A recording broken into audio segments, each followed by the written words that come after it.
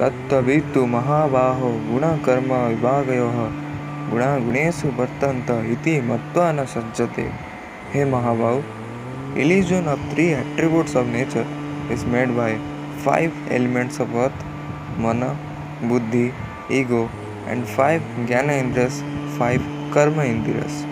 By coordination of all these, nature does a karma through a person. The person who able to understand this logic about the way a karma is done, he or she can be called intelligent. He or she only able to remove the ego of being master of his her karma.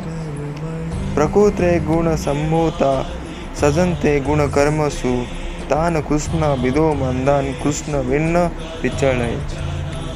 Those persons who are totally engrossed in the illusion made by three attributes of nature, he or she can never understand the logic the way karma is done. So it's always better to never tell them about this logic. न बुद्धि वेदं जना यदकानं कर्म संगिनाम जोस यद सर्व कर्माणि विद्वान युक्तः समाचर. Hey Parth, for them you can do only one thing.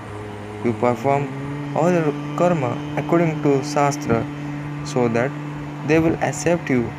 Make them understand and can motivate to do all their karma according to Shastra